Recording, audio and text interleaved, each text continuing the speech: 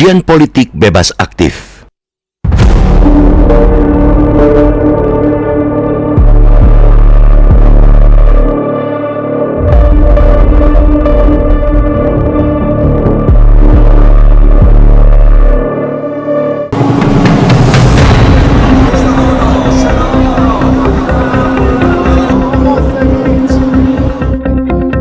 Keputusan Presiden mengutus Menteri Luar Negeri Sugiono dan meminta Ketua MPR Ahmad Muzani menghadiri pemakaman pemimpin tertinggi Iran Ayatollah Ali Khamenei pada Kamis 9 Juli patut diapresiasi.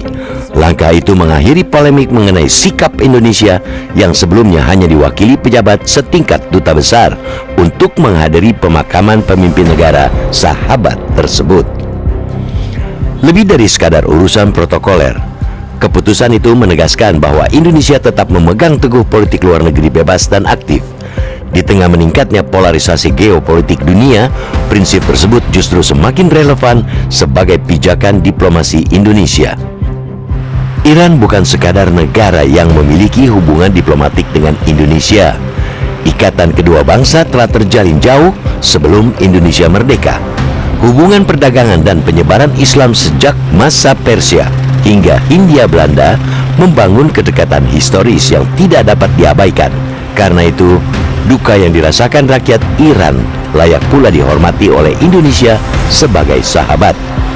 Menghadiri pemakaman seorang kepala negara atau pemimpin tertinggi tidak serta-merta berarti menyetujui seluruh kebijakan politik negara tersebut.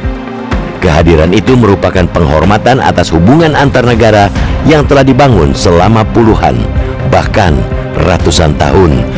Diplomasi tidak boleh dipersempit menjadi pilihan hitam putih antara kawan dan lawan.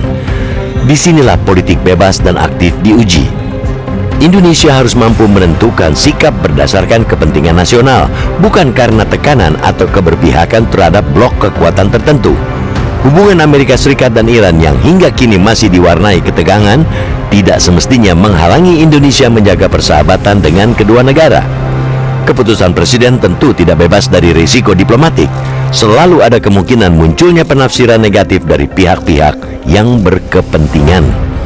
Namun, justru di tengah situasi seperti inilah, konsistensi politik luar negeri Indonesia memperoleh maknanya.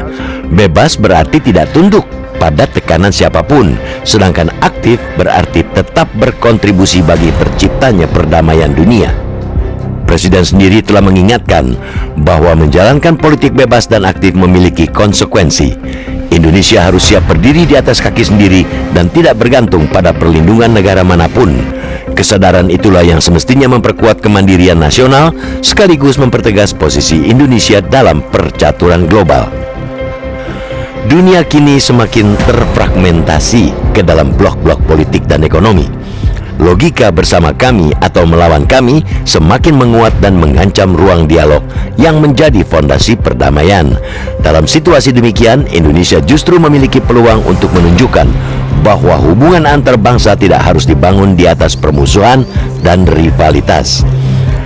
Keputusan mengirim utusan negara ke Teheran menjadi pengingat bahwa amanat konstitusi untuk ikut melaksanakan ketertiban dunia berdasarkan kemerdekaan, perdamaian abadi, dan keadilan sosial bukan sekadar slogan.